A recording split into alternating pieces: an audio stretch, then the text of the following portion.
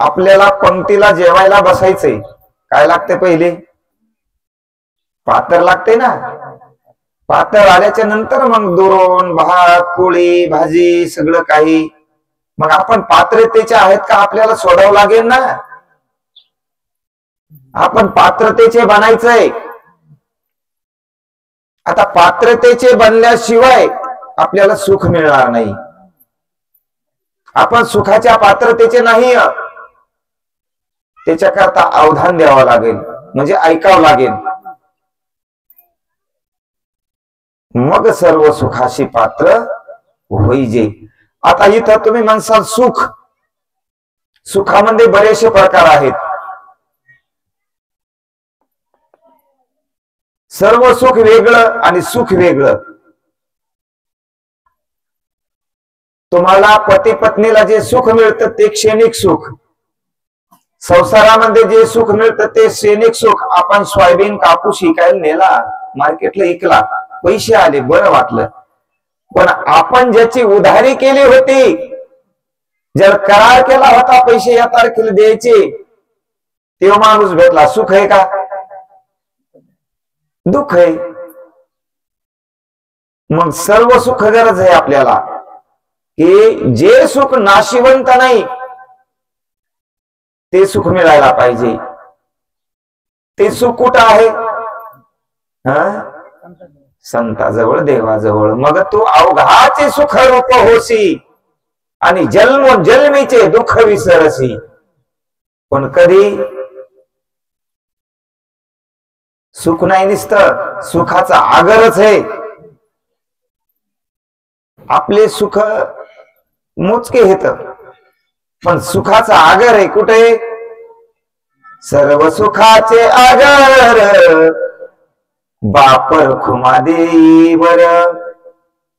सर्व सुखाचे आगर म्हणे नरहरी सोनार.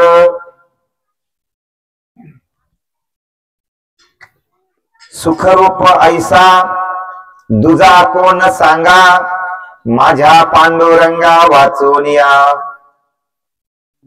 ते सुख माऊली म्हणले, तरी अवधान ऐकलेनी दिजे, मग सर्व सुखाशी पात्र होईजे. हे प्रतिज्ञ उत्तर माझे उघड ऐका. जरी तरी हे शब्द विशेष आहेत बर. तरी अवधान, एकलं अवधान पाहिजे, बाकी काही लागत नाही. ऐकायला पाहिजे आणि तुम्ही ऐकता. चला, सूत सांगतात नेहमी श्रावाच्या अरण्यात शौनक अगदी कृषीला, आणि ती जशाला तशी कथा आहे बर काय तुमच्या समोर. की आपण कथा ऐकली, एका सुपशास्त्री ब्राह्मणाने फसवलं कोणाला? कल्मपिशापाद नावाच्या राजाला. स्वयंपाक म्हणून, आचारी म्हणून घरामध्ये ठेवला, नाही का? विश्वास कोणावर टाकावा? विश्वास कोणावरही टाकू नये. ऐका, काही माणसं गोड बोलतात, पण गोड जरी बोलले तरी त्याच्यावर विश्वास टाकू नये. मी नाही सांगत, शास्त्रकार सांगतात. दुर्जनस्य प्रियवादी नैत विश्वास कारणम मधु तिष्ठती जिव्हाग्रे हृदय हरहल विषहा. दुष्ट माणसं खूप गोड बोलत असतात. दुर्जनस्य प्रियवादी, पण त्याच्यावर विश्वास ठेवायचा नाही. का बरं? त्याच्या जिभेच्या टोकावर मध आहे, पण हृदयात विष भरलेला आहे. जिभेच्या टोकावर मध जरी असला, जिभेने तो गोड बोलत असला, पण अंतःकरण विषाने भरलेला आहे. किती विष आहे त्याच्या हृदयात? कृंचिकच्च पुच्छम तक्षकश दंतम मशकश शिरम दुर्जनस्य हृदय हरहल विषहा. कृंचिक म्हणजे विंचू. विंचू अंगावून गेला, काय होतंय का? काही होत नाही. जोपर्यंत विंचानं नागा मारला नाही तोपर्यंत काही होत नाही. आणि विंचान का नागा मारला तर मग कशा गुदगुल्या होत्यात पहा. पण त्याच्या कशातही शपतात. कृंचिकच्या पुच्छम, कृंचिक म्हणजे विंचू. आता सगळ्या सापात कोणता साप विषारी आहे? तक्षक नावाचा. एखादा माणूस झोपला आणि साप त्याच्या अंगावून गेला, काही होतंय का? कारण का होत नाही काही? त्याच्या अंगात विष नाही, त्याच्या दातात विष आहे. तक्षकश दंतम, ही मधमाशी आहे ना, मधमाशी मध जमा करते, ती जर तुमच्या अंगावर बसली तर काही होत नाही. ते फुलावर बसते, मग फुल विषारी होते का? नाही. ते फुलावर इतका हळूवार पाय टेकते बघा. फुलावरील भ्रमरू पाय ठेवी अति हळूवारू, कुचमेल केशरू या शंका. फुलावरचा भ्रमर इतका हळून पाय फुलावर ठेवतोय की त्याच्यातला केसर म्हणजे त्याच्यातला सुगंध नाश पावेल आणि हळुवारपणे त्याच्यातला मकरंद काढून त्याच्यातला मध जमा करते. ती माशी जर आपल्या अंगावर बसली तर आपल्याला काही होत? मग आगी मोहळाची असो का साधी असो, आणि त्याच माशीच्या मुखात एक काटा आहे, तो जर मारला तर बस बस बसू द्या 10-5 माश्या आगी मोहळाच्या, पहा कसं होते. मशिकेश शिरम तक्षकश दंतम कृंचिकच पुच्छम मशकश शिरम दुर्जनस्य हृदय हर हर विषहा. दुष्टाचं हृदय सर्व काही विषाने भरलेला आहे, म्हणून दुर्जनस्य प्रियवादी नैत विश्वास कारणम. शास्त्रात सांगितलंय, दुष्ट माणूस गोड जरी बोलत असला तर त्याच्यावर विश्वास ठेवायचा नाही, कारण जीव सर्व काही करते. जिव्हाग्रे वश लक्ष्मी, जिव्हाग्रेश मित्र बांधवाहा, जिव्हाग्रेश मरणम ध्रुव, जिव्हाग्रे बंधनम प्राप्य. जिभेच्या टोकावर लक्ष्मीचा वास आहे. आपल्या जिभेचा जर योग्य वापर केला ना तर जिव्हाग्रे शमित्र बांधवाहा, जिभेमुळे भाऊ मिळतात, नसणारे भाऊ भाऊ होतात, जिभेमुळे नसणारे मित्र मित्र बनतात. कारण जिभेच्या टोकावर लक्ष्मीचा वास आहे आणि जिव्हाग्रेश बंधना प्राप्ती, आणि जिभेमुळेच तुम्हाला जलगांधीवी जावं लागते. शब्दानच, बोलण्यानं काय म्हणून होत नाही. बोलण्याने प्रेम वाढतं आणि बोलण्याने झगडे पण लागतात. मग शास्त्र सांगते कसं बोलायचं, ऐका. गोड आणि मवाळ हे तुले आणि शब्द जैसे अमृताचे, असं बोला. बोलूच नका कोणासोबत. बोलायचं असलं तर गोड बोला, मवाळ बोला आणि रसाळ बोला. आपले शब्द निघाले कोण तर कोणाचे असे अंतःकरणात जाऊन घर करतील आपल्याविषयी, त्याच्याविषयी, आपल्याविषयी त्याला प्रेम वाटेल. गोड मवाळ, कोणाला ते टोचू नये. गोड आणि मवाळ. कमी म्हणजे मितुल, पण त्या बोलण्यामध्ये रस. मितुले आणि रसाळ. शब्द जैसे कल्होळ अमृताचे. शब्द हे शब्द नसून कसे असाव, अमृताचे गोळे असाव, असं बोला. पण आपण कसं बोलतो ऐका. दुसरी वही तिच्याच खालची, विरोधू वादू बडू प्राणित पढळू उपहासू छळू वर्णस्पर्श. विरोध उत्पन्न होणारा, आपल्या बोलण्यातून भांडणच. अगं तो झाडून लोटलं काय हे इकडं, हे पाणी खरकट कोण फेकलं ग, तुपले डोळे गेले का, तो दिसत नाही का कोण फेकले ग, मी फेकले का. विरोध वादू झाला, वाद निर्माण. मग बोलता बोलता विरोध वादू प्राणिंत पढळू, एकमेकाचा जीव घ्यायला टेकतात. वर्मस्पर्शू, त्याच्या वर्माल शब्द लागतात. ते म्हणजे त्याच्या वर्माल शब्द लागणारे बोलायचे.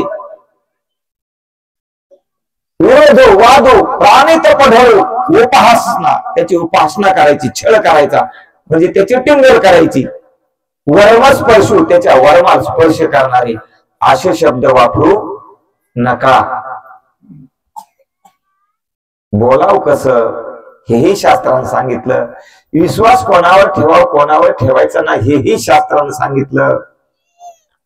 शास्त्र सगळंच काही सांगतंय. शोध सांगता शौनक कागदिक ऋषीला महाराज. मग या जगामध्ये विषारी विष आहे. हो, मग ते विषयी पचवण्याची शक्ती नामचिंतनामध्ये आहे आणि ती भोल्या बाबामध्ये आहे. भोल्या शंकरानं असं विष कुठं पचन केलं का? हो म्हणले महाराज, केलं ना. कुठं केलं? समुद्रामध्ये 14 रत्न निघाले, त्यापैकी विष नावाचं एक रत्न निघालं. निघालं का नाही? आणि ते अख्खं विष शंकराने पिलं. कसं पिलं? ऐका. आता इथं सूत सांगता शौनकादिक ऋषीला म्हणले महाराज ते 14 रत्न समुद्रात कसे पडले ते आम्हाला सांगा. कसे पडले बरं? ऐका. कोणते ऋषी होते?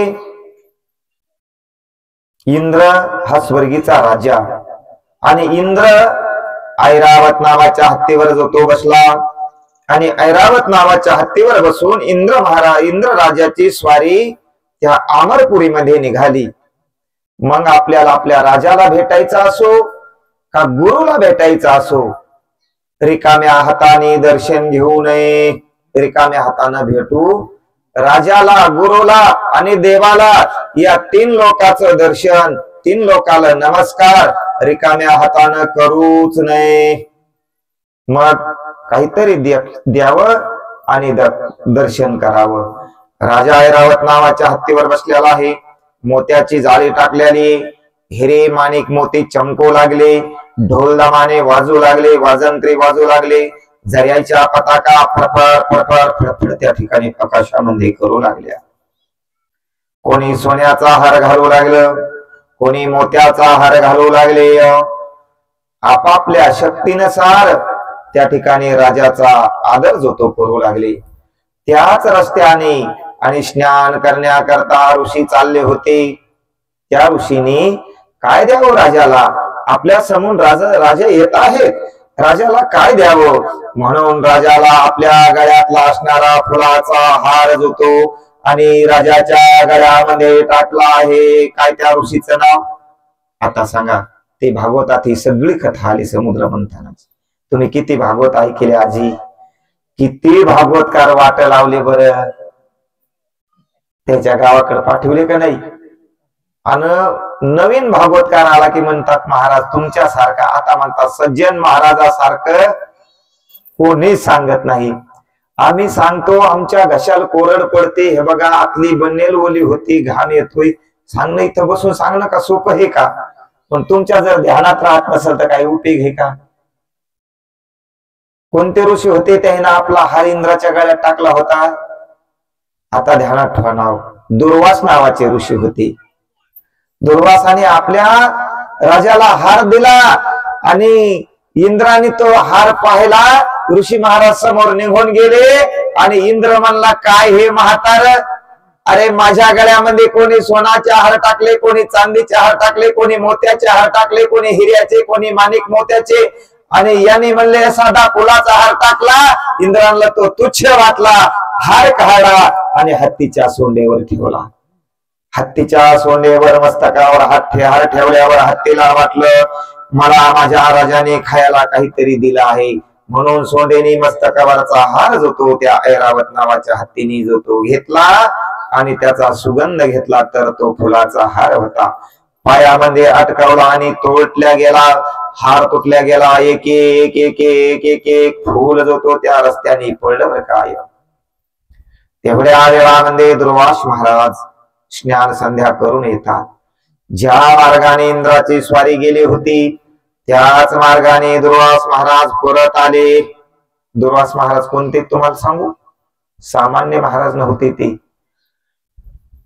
दुर्वास ऋषीला दुर्योधनानं बोलवलं होतं आणि तिथं म्हणले त्यांचा आसन वसन गौरव पुरस्कार त्यांचा आदर केला आणि म्हणले मागा मी तुम्हाला प्रसन्न नाही, काय मागू? काही माणसाला देव प्रसन्न झाला तर काही मागावं ते कळत नाही. एका माणसाने महादेवाची तप केलं, शंकर प्रसन्न झाले. वरमृही वर मागा. काय द्यायचं तुम्हाला सांगा. ते म्हणले काहीच नाही, मला शेजाऱ्यापेक्षा दुप्पट द्या. आमच्या शेजाऱ्यापेक्षा दुप्पट द्या. म्हणले मागू ना, मागा ना तुम्ही, काय द्यायचे. काय नाही म्हणले, आपला एक डोळा जाऊ द्या. शेजाऱ्याचे 2 हे खल्लास. जमलं. तितक्या भागलं नाही. महादेव म्हणले पुन्हा मागा. म्हणले मग एक हात जाऊ द्या. 2 हात खल्लास. म्हणले माझ्या विहिरीला पाणी नाही, माझ्या विहीर दारासमोर विहीर करा, आड द्या आणि तिला भरपूर पाणी द्या. उचंबळून आले पाण्याने विहीर. म्हणले आता मग त्या विहीर टाका. म्हणले महादेवा, आता हे आंधळ वाचन का.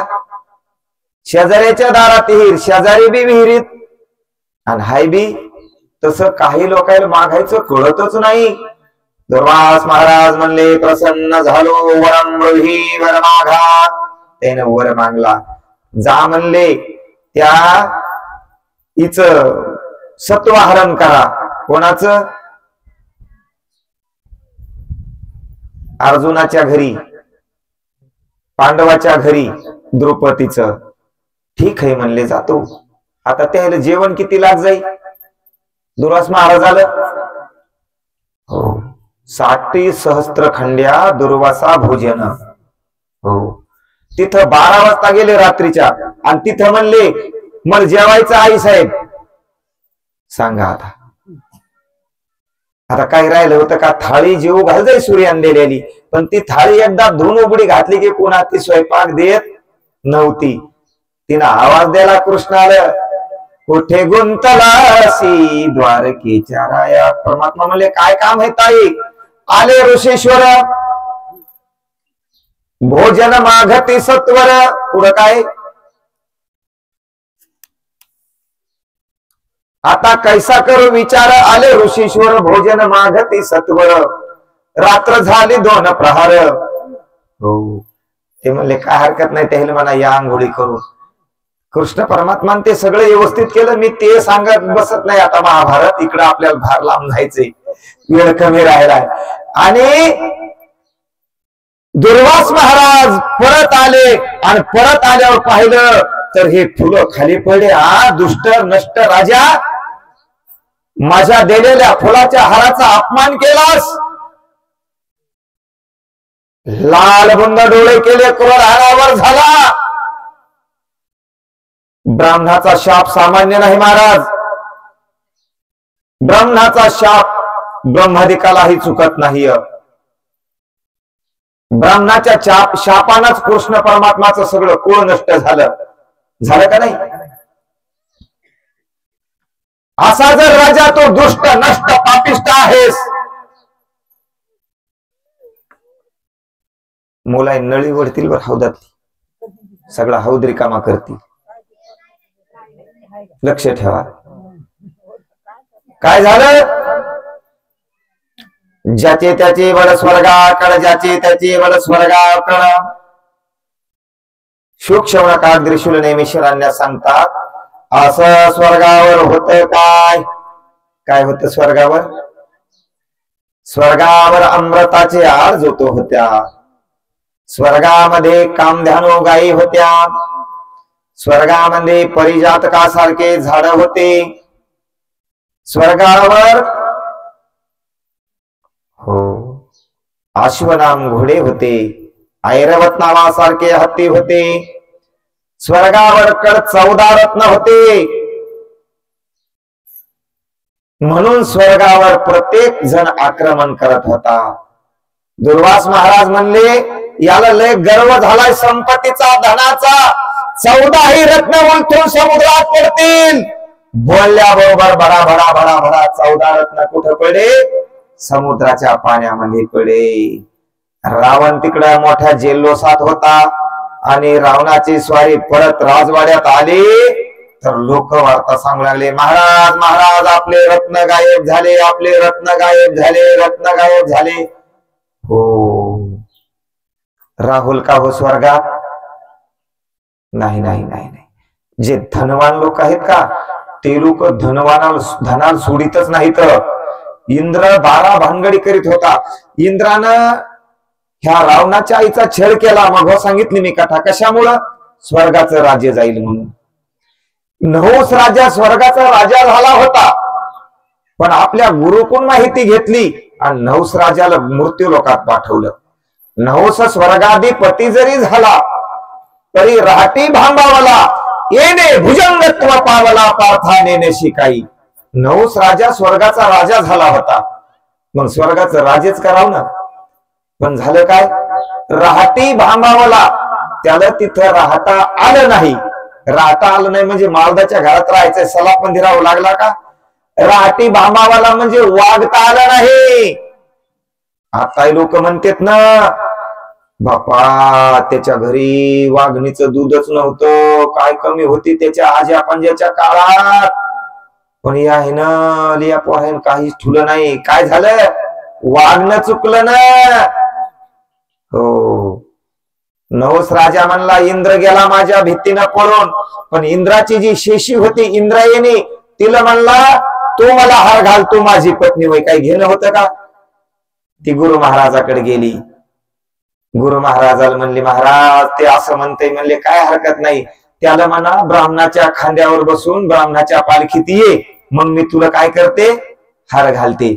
आणि त्यानं ब्राह्मण पालखीला झुकले. आणि पालखीला झुकल्यामुळं आपण जर ब्राह्मणाच्या खांद्यावर बसलो आणि ब्राह्मणांना आपल्याला घेऊन जर एक पाऊल टाकला तर एक यज्ञाचं पुण्य खलास होते. एवढं पाप लागतंय आपल्याला. मग त्याच्याकडे होतं 100 अश्वमेघ यज्ञाचं पुण्य, शतमुख यज्ञ स्वर्गीची संपदा. 100 अश्वमेघ यज्ञ झाले की स्वर्गाचं राज्य मिळते. आणि त्यात 100 अश्वमेघ यज्ञाचं पुण्य केलं होतं नहुस राजानं. तो खांद्यावर बसला आणि पालखी घेऊन ब्राह्मण चालू लागले. सर्फ चला म्हणजे सरळ चला, असे झटके बसू लागले ना. आणि पुण्य खलास झालं. ब्राह्मणानं पालखी आदरून दिली. ए राजा दुष्टा नष्टा, तू जर असा दुष्ट आहेस तर सर्प होशील. येणे भुजंगत्व पावला आणि न शिकाई. तो सर्प झाला, त्याला वागता आलं नाही. तसं या इंद्राला वागता आलं नाही. एका ऋषीचा अपमान झाला आणि 14ही रत्ने समुद्रात पडले. आता काय करावं? इंद्राने तातडीची मीटिंग घेतली. इंद्र म्हणला, देवगणा हो, इंद्रचंद्र वरुण कुबेर सर्व काही 33 कोटी देवाचा जमा बसला. काय करू म्हणला सांगा आता. आपल्या जी स्वर्गामध्ये संपत्ती होती ही सगळी संपत्ती म्हणले समुद्रात गेली. आता काही लोक आहेत महाराज आमच्याकडं, रुपया खर्च करीत नाहीत परमार्थात. नाही, सप्त्याची पट्टी द्यायची नाही, कधी पंढरपूरची आळंदीची वारी करायची नाही. आता मी नाव नाही सांगत त्या बाबाचं, त्या म्हाताऱ्यानं रुपया खर्च केला नाही. पाहिल्या नव्हत्या बँका आणि ओरिजिनल सोनं घेतलं. सोनच ते आता बँकेत तर टाकायला बँका नव्हत्या, त्याने ते जमिनीत पुरून ठेवलं. मग लोक म्हणायचे चला महाराज भागवत चालू झाले, त्याची बाज त्याच्यावर येत ऐकू म्हणे. सज्जन महाराजाचा लय गोड आवाज आहे, लय मस्त ऐकू यायले. फक्त त्या स्पीकर वाल्याला म्हणा लाईन गेली की जनरेटर सुरू करायचाय. आणि त्याच्या पेट्रोल तेव्हा बाप टाकीन का? तेवढं नाही याच. बर, आता शेवटचा जवळ आला. शेवट म्हणले महाराज सप्त्याचा शेवट जवळ आलाय, तुम्हाला काय पट्टी द्यायची ते कार्यकर्ते आले ना घेऊन. काय म्हणतात त्याला, तुमच्या इकडे गावात जाऊन मागायची पद्धत नाही वाटते. आमच्या इकडं दारादारावर फिरतात तरी लोक देत नाहीत. इथं जागेवर आणून द्यायची पद्धत दिसायली. मग गेली संयोजक. कुठे गेले बाबा? बाबा गेले शेतात. बर, आता गाडी दारी दौर्जा दिसायली, मोटरसायकल बूट दिसायला. हे संयोजक लय ना कमिटीवाले हुशार, बूट तर बाहेरच दिसतोय. आता सच्चे मन के बच्चे, बच्चे खोटे बोलत नाहीत बरं, लेकर खरं बोलतात. बाबा वावरत गेले, तुला कोण सांगलं म्हणे? बाबानं सांगितलं की ते लोक येणार आहेत मागणारे पट्टी, आणि मी मागच्या घरात बसतो आणि ते आले की वावरात गेले म्हणून सांग. बाबा कुठे आहेत? मग म्हणे बाबाने सांगलंय मी वावरात गेलो, पण माग बसलेले. जमलं का नाही? याला काय म्हणतात? सच्चे मन के बच्चे. लेकर खोट बोलत आता आज कोण वार आहे बापू? आज वार कोणता आहे? रविवार का आयतवार? सुट्टीच्या दिवसाला आयतवार म्हणतात आमच्या इकडं, तुमच्या इकडं रविवार का? आणि रविवारी सुट्टी. आणि काल कोणावर होता? शनिवार. शनिवारी एक मार्गी शाळा हाफ डे. आणि सोमवारी लेकर शाळेत जातच नाहीत, कारण 2 दिवसाची सुट्टी असती. पुन्हा तिसरा दिवस काहीतरी शेतातला आई काम लावती. लावल्याच्या नंतर मंगळवारी पोरग म्हणते, आई सर मला मारते, आज मी तू मला नेऊन घालायली. बाबा तुम्ही मला नेऊन सोडायलं या मी सच्चे मन के बच्चे सांगायलो. लेकर किती खरं बोलतात. मग जाय मी सांगते तसं म्हण. काय म्हणू? मग पोट दुखू लागलं म्हणा सर, त्याच्यामुळं मी आलोच नाही सोमवारी. काल न आलेले उठून उभे राहा. काल कोण कोण नव्हते आले? सोमवारी न आलेले कालचे उभे राहा. राहिले उभे. बाळू तो काहून नाही आला? सर मग डोकं दुखू लागलं. कोण म्हणे? तो डोकं दुखू लागलं. आई म्हणे. हा केशव तू कसा आला नाही? सर मग पोट दुखू लागलं. कोण म्हणे? आई म्हणे पोट दुखू लागलं. असं आहे का नाही? तसं झालं. आणि मग तू म्हणला ह्या पा मी पटी देतो, तसं काय नाही, बाजारात लिया, बाजारला भेटल्यावर देऊन टाकतो. तिकून फलाण्या कोणी आले. बाजार झाला, सप्ताह झाला, द्यायचा उपयोग नाही. म्हातार थकलं. आणि थकल्यावर मग प्राण जायच्या टाइम आलं. प्राण जायचं ना, हात आपटू लागलं, पाय आपटू लागलं. कायच करावं. पोरं म्हणले खाऊन व्हायला असं. मग त्यानं काय केलं? इकडे या म्हणे. कणकीचा एक नंदी करायला लावला. कणकीचा उकरा म्हणे पोरं इथं. आणि उकरून त्याच्यात ठेवला. आणि मग वरून माती टाकली. आणि मग त्याचा प्राण निघून गेला. आणि तो जीवात्मा कुठं जाऊन बसला? त्या कणकीच्या.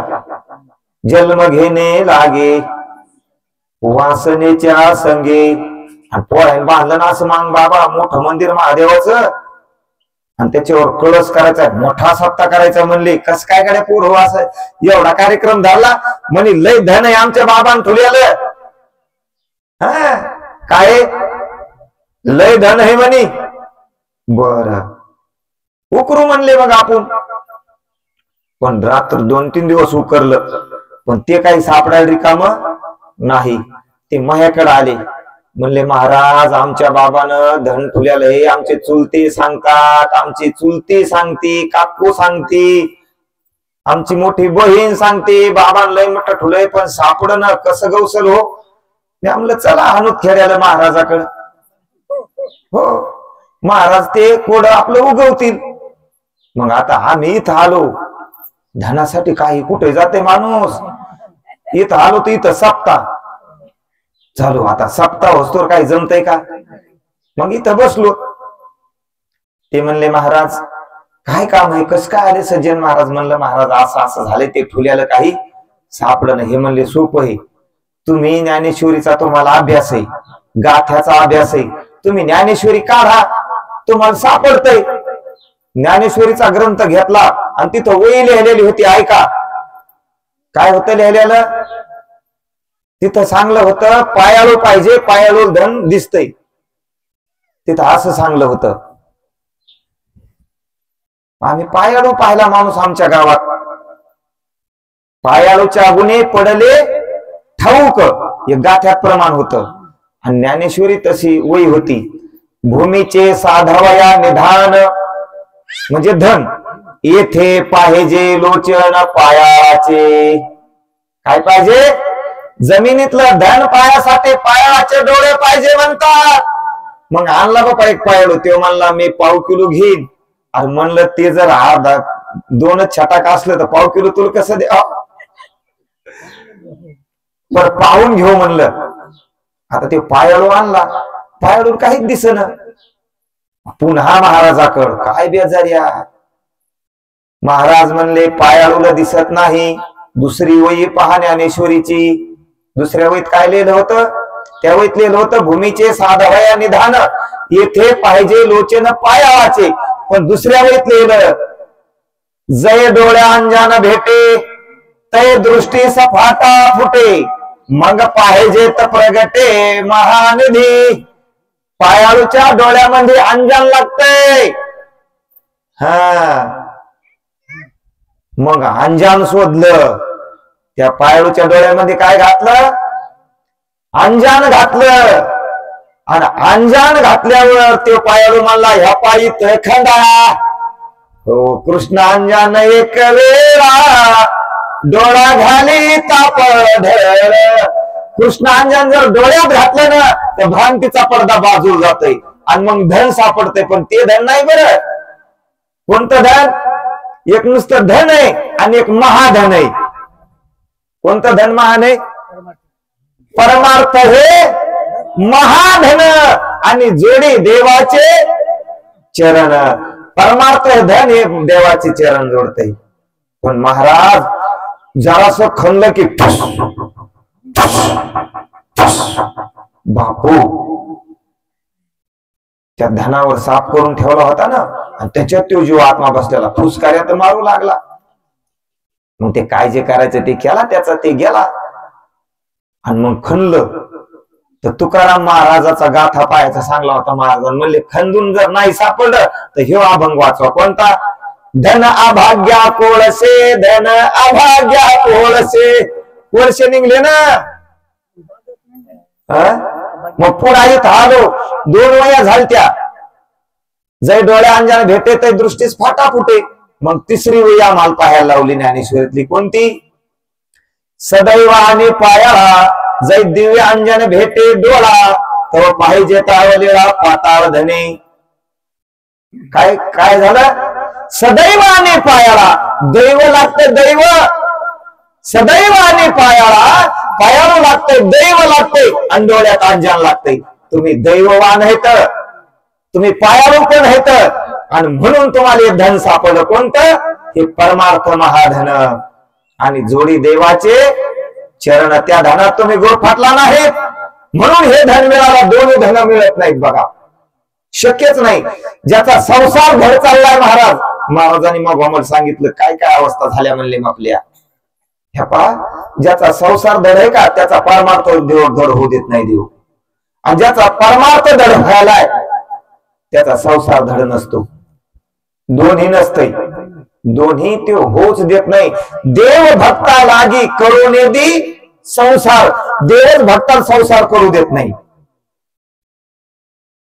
ज्याला धन मिळतं त्याला परमार्थ होत नाही, ज्याला परमार्थ मिळतो त्याला धन मिळत नाही.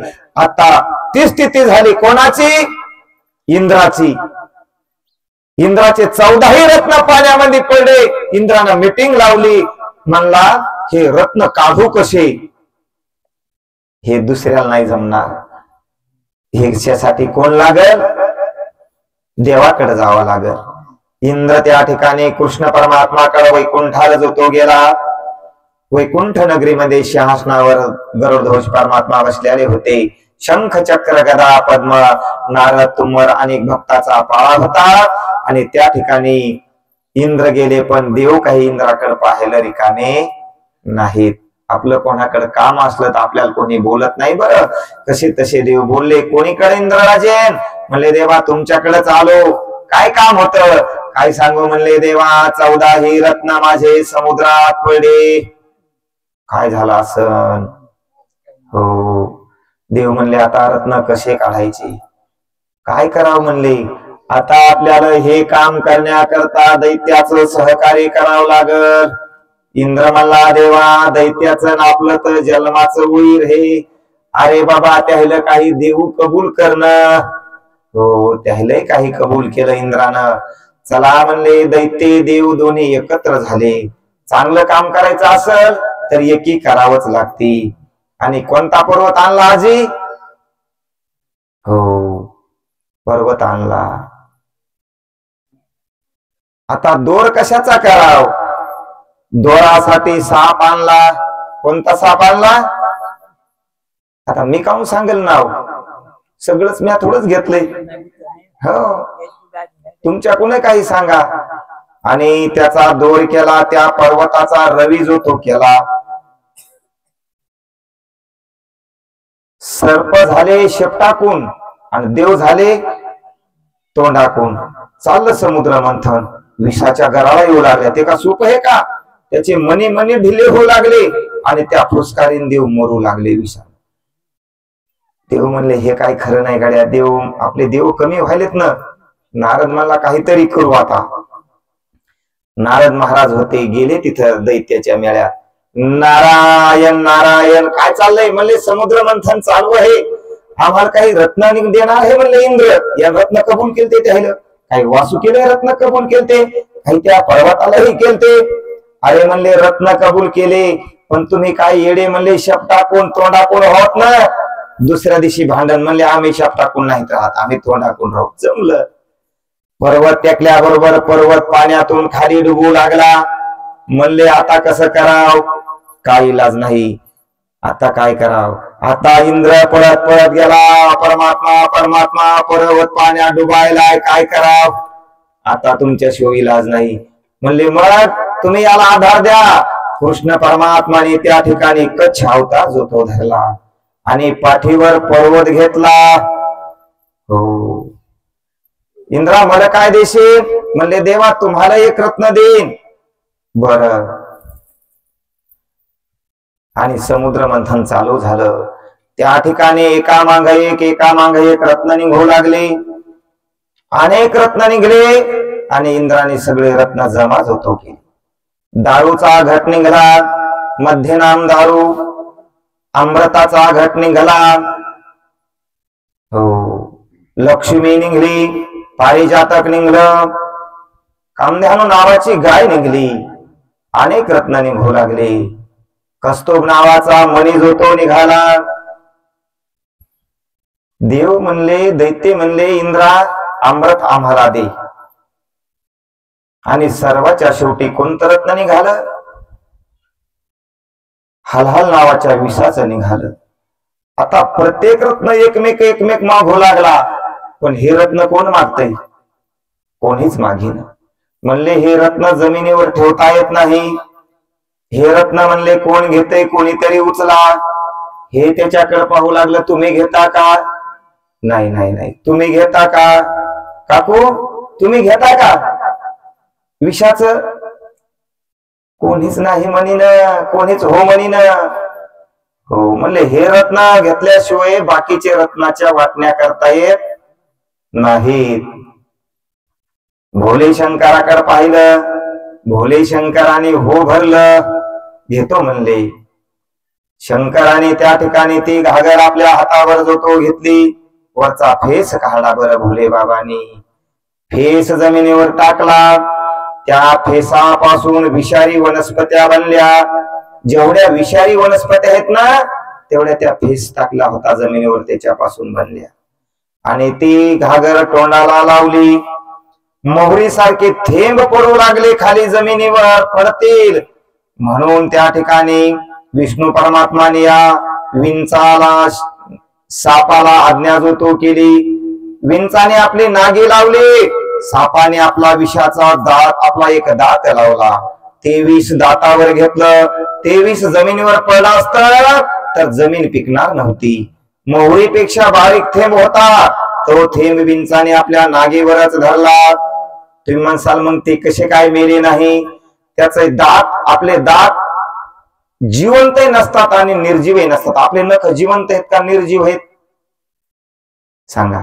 निर्जीव जर म्हणाव तर वाढतात आणि जिवंत म्हणाव तर कापल्याच्या नंतर वेदना होत नाहीत. होतात का वेदना. केस जिवंत आहेत का निर्जीव आहेत. जिवंत म्हणाव, निर्जीव म्हणाव तर वाढतात आणि जिवंत म्हणाव तर कापल्यावर दुःख होत नाही. तसे ते दात आणि विंचाच्या नाग्या होत्या, त्याला वेदना त्या नाहीता. पण आपल्याला जर का नागी मारली तर कसं होतंय. साप चावला तर इथून सुद्धा हलू देत विषारी साप नाही. बरं शंकराने डोळे झाकले. तुम्ही म्हणसाल कसे डोळे झाकले. हो डोळे झाकून त्यांनी विष्णू परमात्माचं ध्यान केलं. तसं पहा तिकडं है का, पक्के झाकले आणि आपल्या ध्यानात कोण आणला? हो, शेषशायी परमात्मा ध्यानात आणला. बरं, गच्च डोळे झाकले आणि घटा घटा घटा घटा विष केलं. इथं कंठ निळा झाला. हो, इथला कलर बदलला. हो, देव दैत्य याने सागर मंथन पै केले आणि त्या माझी अवचित हलहल जे उठले ते तो आसुरपणे प्राशन केले आणि निळकंठ नाम प्रसिद्ध झाले. त्या दिवसापासून त्याला निळकंठ म्हणतात. पण विष पेल्याच्या नंतर वृत्ती बिघडली. हो, वृत्ती निवृत्ती झाली. धाडकन भूमीवर जो तो भोले बाबा उठून पडले. बर काय गडबडा गडबडा गडबडा लोळत होतो लागले. माळा तुटल्या, भस्म पुसल्या गेलं. व्याघ्रंबर विचलित झाला. जटेचा भारा मोकळा झाला. लोळू लागले. गडबडा गडबडा गडबडा. नारद महाराज तिथं होते. नारद महाराज म्हणले, कुणाला सांगू आता ही बातमी? कोण सांगेल पार्वतीला? पळत पळत पळत ब्रह्मविनाश होतो लावला. नारायण या नारदा, आसन टाकते, बसा, चहा कॉफी दूध घ्या. नारद म्हणले, ही वेळ नाही माहिती आता. म्हणले, काय झालं? शंकराचा अवतार संपला. संपला नाही म्हणले. सती त्या ठिकाणी, पार्वती त्या ठिकाणी कुंकू लावत होत्या. मोठे गमतीने सांगतात भागवतकार. म्हणले, आता कुंकू लावू का मोडू? म्हणले, इकडल्या बाजून लावा, इकडल्या बाजून मोडा, इकडल्या बाजून लावा. अर्ध मोडीत जा, अर्ध पुशीत जा. अर्धी अर्धी खबर देणारे नारद लोक. खरी खबर काही देत. पार्वती पळत पळत निघाल्या. बातमी त्या ठिकाणी विष्णू परमात्माला कळाली. विष्णू परमात्मा पळत पळत आले. तो इंद्र घामाघूम झाला. म्हणे, जर शंकर संपले तर मग धडगत राहणार नाही बाबा. चंद्र आणला. थंड हे ना चंद्र. चंद्र शंकराच्या मस्तकावर ठेवला. गंगेला बोलवलं. गंगा जटेमध्ये सोडी. मोठमोठाले साप आणले आणि शंकराच्या अंगाला वेटाळेचे वेटाळे दिले. साप थंड असतात. असतात का नाही? तुम्हाला काय माहित? जाऊ द्या, साप अंगावून कसा थंड लागतोय पहा. पण कोण जाऊ देईन? हो, तेवढ्या वेळा विष्णू परमात्मा आले. इंद्रा, अरे अरे इंद्रा, हे काय केलं तू? माझ्या शंकराला विष पेवायला लावलं. संपला संपला संपला. इंद्रा, माझ्या हराचा अवतार जो तो संपला. बर काय? गडबडा गडबडा गडबडा लोळत होतो लागले. काय करा? सगळे देव तटस्थ झाले. सगळे हात जोडू लागले. हे परमात्मा, काहीतरी करा, काहीतरी करा. आणि परत गेलेले इंद्र ठिकाणी संत म्हणजे नारद महाराज पुन्हा आले. म्हणले, आता दुसरा पर्याय नाही. घ्यावर म्हणले पाणी. पाणी घेतलं आणि राम नामाचा जप केला. हो, आणि त्या राम नामाच्या जपाचं पाणी शंकराला पियाला दिलं. हो, हळहळे तापला. तो राम नामे शीतळ झाला. शिव हलाहले तापला. तो राम नामे शीतळ झाला. कंठी धरला कृष्ण मणी. अवघाजनी प्रकाश, अवघाजनी प्रकाश. त्या दिवसापासून कंठामध्ये नाम धारण केलं. कोण? शंकरानं. पण आजपर्यंत पण सोडलं नाही. म्हणून राम जपे सदाशिव आणि भजन करी महादेव. एकमेकाचे हृदयी गोडी साखरेच्या ठाई. जशी साखर ही गोडीला सोडित नाही आणि गोडी ही साखरेला सोडित नाही. एकमेकाला सोडून जसे ते दोन्ही राहत नाहीत, तसे हरी आणि हार एकमेकाला सोडून राहत नाही. संपला संपला संपला. इंद्राचा आणि समुद्र मंथनाचा कार्यक्रम संपला. अमृताची वाटप चालू झाली. अमृत एक प्रकारचं नव्हतं. अमृत 5 प्रकारचं होतं. आता 5 प्रकारच्या अमृताचे नाव सांगतो. त्याचे मी उद्या सांगाल, कारण आपला आज टाइम संपला. स्वाद अमृत, तृप्त अमृत, उन्मद अमृत. हे पहा, तुम्ही ह्या काही गोष्टी ऐकल्या पण पाहिल्या नाही. ह्या सगळ्या उंड्या तुम्हाला दाखवून देतो. कोणत्या?